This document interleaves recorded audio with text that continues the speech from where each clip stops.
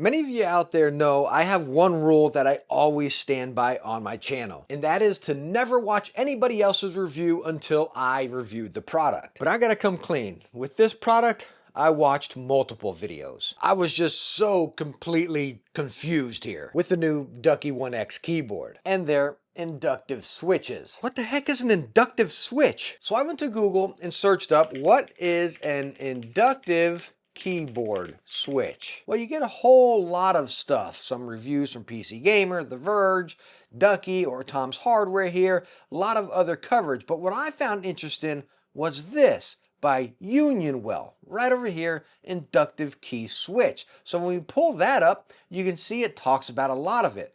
Azotech, which we'll talk about that here in a second, which I saw in one of the other videos I looked up. But you can really dive into these switches and they give a lot better explanation over here on Unionwell's site. You can kind of read some of this. So even doing my own research here, it's still just mind-blowing. Like, what's going on here? Why did we need a new switch? What really makes this different from other ones? Well, what Ducky is stating about their inductive switch is it has great accuracy, great power efficiency, great consistency, and great feel and sound. Now, talking about that with my time using it, playing a lot of Call of Duty here, touching on accuracy, well, just about every keyboard that I use, when I press A ends up pressing. So it's pretty accurate, just like every other keyboard. As far as power efficiency, yes, this keyboard is wireless and it's been perfectly fine using my brightness at 50%. Never noticed an issue with battery. But again, I use the Apex Pro wireless as well. That's a Hall effect magnetic switch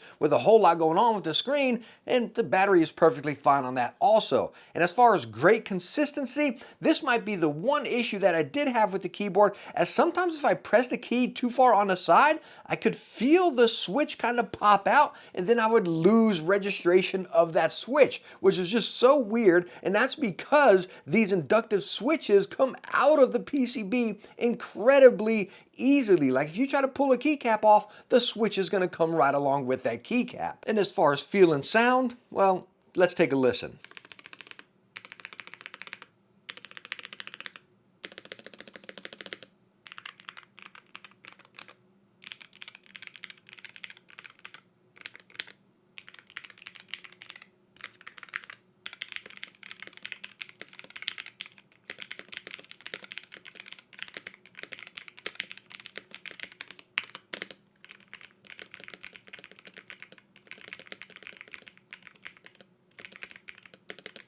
So as far as the sound and feel of this keyboard, in my honest opinion, it felt and sounded pretty darn good. Now, I'm no keyboard nerd or enthusiast by any means, so my opinion can vary from some of you down in the comments, as a lot of times it does when I talk about keyboards. But what I really liked about this and what I noticed about it is every single key felt consistent across the board, even down here to the space bar, to the shift, backspace, or on them WASD, and every single key felt the same and consistent, which I really haven't experienced on any other keyboards. That space bar is always springy on one side or the other, or a little more clanky, or same with your shifts or something. Again, every single key feels the same, which is pretty darn nice. Now, what else is helping out with the sound is Ducky's quack mechanics. I love a good dad joke, but I didn't make that up. That's straight from Ducky. But with their quack mechanics, they're talking about their multiple layers of dampening here with PET, EVA, IXPE, PET, IXPE, silicone foam, and housing gaskets. This is why I can't get into keyboards. Like, what the heck? This is turning into a science project. I just want a game. And Ducky is also claiming they have premium, high purity PBT double shot keycaps coming in at 85% PBT, when every other brand is, well, 59% or lower, as you can see right here. And I'm sorry, I have no way to test the purity of PBT keycaps. Now, one thing I can test is what Diamond Lobby Reviews tested in his video, being the smell of this keyboard. And it's the smelliest keyboard I've ever used. Literally, I'm not joking when I say this. The keyboard makes my fingers smell after using it. We'll have a sniff of this a bit later. Definitely has a little bit of a stronger scent to it. Maybe that's the purity of the keycaps. Now, as far as software of this keyboard, it is web-based, and we'll load it up right now and connect it. Well, as you see right here, it has to be in wired mode. So let me go on and plug it in while we are live right here and take a quick glance on it. So now that we are connected wired, we can select it and connect. And as far as the software, it's fairly simple to use. Customize your keycaps here, multiple layers, your function layer, we all get that. Extended keys, you got special keys, which are media and such. Coming down here, you have lighting with your effects are right over here, your brightness, and then as far as a custom color there. Coming over here, actuation settings. This is where things get a little bit different. So number one, actuation, select all. So you have all your switches, or if you just want to select a few, select which ones you want. Actuation, 0.1 down to 3.5. I always run my actuation or adjustable switches at 0.6. Over here, you have rapid trigger, which is kind of interesting because when you select it, you got high, medium, and low. When many other keyboards, you can adjust your rapid trigger where you want them to actually actuate. And as you see over here, again, it's selected to every key. So maybe a little bit too minimalistic here. I don't use rapid trigger myself, so I don't know. You let me know, is this a pro or a con here? It would be kind of better to have actuations where you can precisely set your rapid trigger. So a little weird here compared to the competition.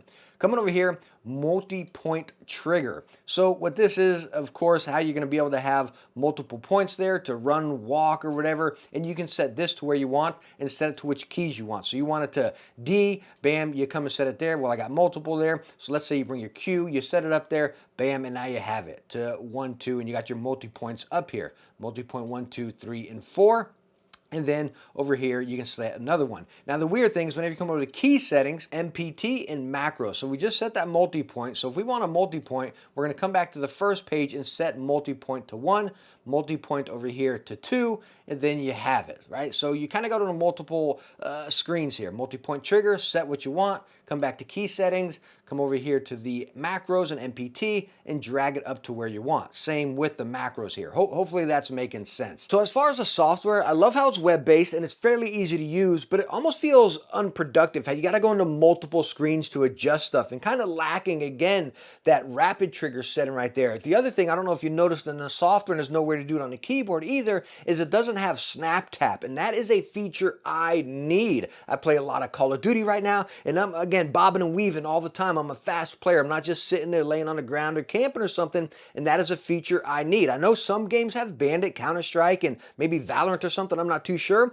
but again, as far as me, a casual gamer, that is a feature I need on my keyboard. Like seriously, I will not use a keyboard without snap tap now, or rappy tappy, whatever the heck you want to call it. And of course, in classic Ducky fashion, you get some accessories in your box from your keycap puller, your USB-C to C cable, which you also get a C to A adapter. You get some replacement keycaps in that peach color, kind of themed how Ducky always does, and then a decorative space bar. Now, I have the full-size variant here, but it does also come in a 60% as well. Now, on the back side of the keyboard, you can see your USB connection, your Bluetooth, wired or wireless mode, and right next to that is your dongle, and then you got Ducky 1X branding on the backside. Underneath, you have 2 levels of pop-out feet, and that's really it. It's pretty minimalistic in a simplistic design. Now, the best thing about the new Ducky 1X is the price point. The full size is going to come in at $179, and then the 60% comes in at $139. I think that's pretty darn good asking price, especially compared to the competition, where you're pretty much around $170 plus,